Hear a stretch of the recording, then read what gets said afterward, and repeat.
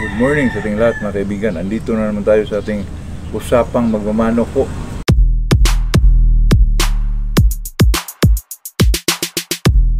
Yung natin, yung pinapaitlog natin ng mga manok po doon sa kabila ay wala pa hang binigay sa atin ng mga itlog mga kaibigan. Naghintay-hintay lang po ako kasi medyo marami-rami siguro yun.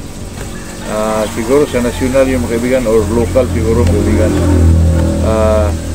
Kasi sabi niya 100 daw. Dalawang hulugan pa yun mga kaibigan, dalawang bagsakan po.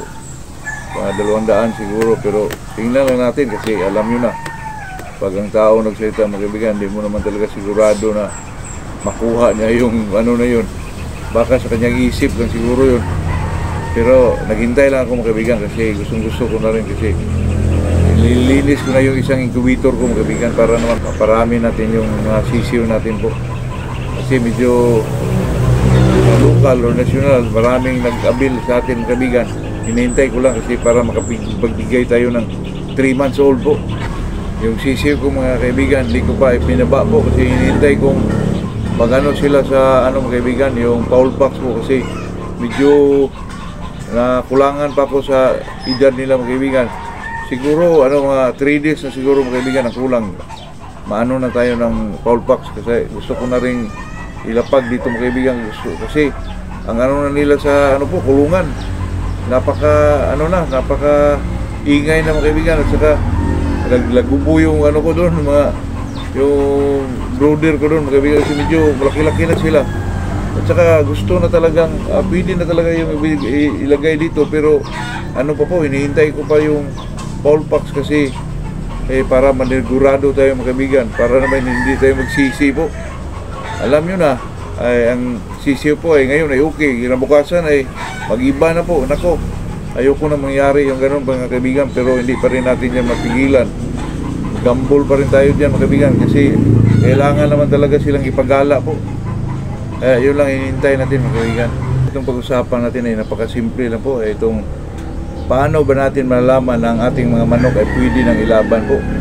Ang manok naman talaga mga kaibigan, lalo na pag medyo ang manok sweaters. Example mga kaibigan, ang sweaters naman ay alam naman natin na ang sweaters ay early maturing, 18 months old mga kaibigan. Makitaan mo talaga sila ng bilis doon, malalakas sila at saka mga kaibigan, superb ang mga palo po. At saka ako naman bilang isang sweater din ang gusto ko, pero talaga i-cross natin yan. Maganda mga kaibigan yung line breed po, maganda ang resulta ng mga sweaters mga kaibigan. Sa akin naman pag sweaters gusto ko ilaban sila ng mga 2 and a half months mga kaibigan, 2 years and a half po. Dun sa akin mas kampante ako doon mga kaibigan, 2 years and a half po. Kasi itong manok naman mga kaibigan may kanya-kanya namang may iba early maturing, ang iba naman late maturing. Ibig sabihin mga kaibigan matagal ang nila po sa maturity mga kaibigan. Kasi po ang manok naman katulad ng mga roundhead, sa tingin ko naman ang roundhead mga kaibigan, may iba dyan ay late maturing, may iba naman early maturing kasi mga kaibigan, depende kasi yun sa breeder. Kasi ang mga breeder mga kaibigan pinasukan nila ng ibang bloodline po. Hindi natin alam, baka pinasukan ng claret kasi yung claret mga kaibigan ay late maturing yun magaling sila pero medyo sa may edad na po. Kaya sa akin mga kaibigan, pinag-usapan natin paano ba natin malaman ang ating mga manok ay pwede na ilaban. Pinasok mo na sa 21 days conditioning mga kaibigan, malalaman mo na lang yan na pwede nang ilaban pag mag-pointing ka na mga kaibigan. Kasi ang manok na pointed na po ay makita mo talaga na ang iba mag-hidnacking, ang iba naman dyan mga kaibigan ay makita mo sa galaw nila po. At saka ito kasi mga manok mga kaibigan, pag kondisyon na po, doon mo ka talaga magbase sa mga kaibigan, yung ipot nila. Pag nakita mo maliliit ng ipot, may puti sa dulo, imposible mga kaibigan kung walang mga palo ang manok na yun mga kaibigan, totoo yan.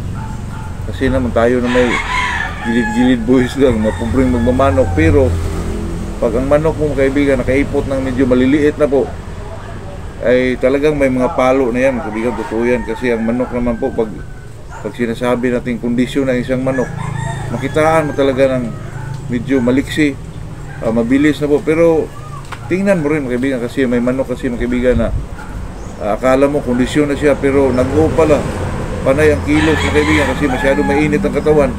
Iba din yun. Pero sa amin dati mga kaibigan ay may kami, may paniniwala kami dati mga kaibigan na pag nakitaan namin yung ilalim ng pakpak na manok mga kaibigan, yung dito doon sa parang buko niya mga kaibigan dito na medyo may gas-gas po, na medyo itim-itim, nako, sigurado yan mga kaibigan, talagang ilaban namin yan. Kasi ang tawag namin doon sa mga kaibigan sa Bisaya po ay namilas po. Pag nakitaan namin ang gano'n ng isang manok mo, talagang ilaban na namin kasi kahit hindi mo pa i-kondisyon yung mga kaibigan, kahit may makita kayong manok na ganyan sa inyong area po, pag medyo may gas-gas yung dito, sa ilalim ng pakpak mga kaibigan, dito sa may buko niya dito, medyo may gas-gas, umiitim ng kunti, ay yung mga kaibigan, ibangga nyo, di ba? Grabe ang mga palo po, totoo yan.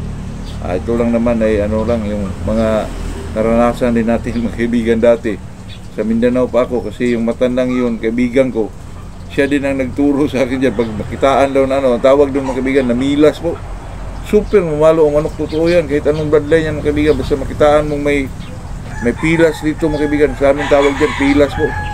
Sa Tagalog, hindi ko alam kung ano yung gas-gas, siguro yun mga kaibigan.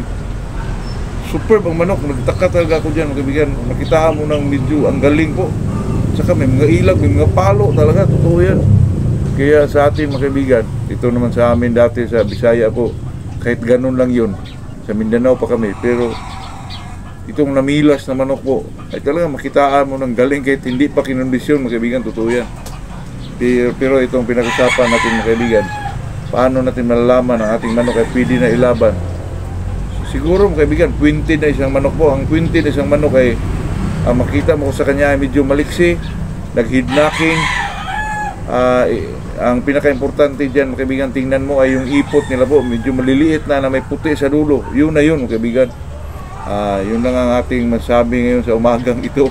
Magandang umaga sa ating lahat po.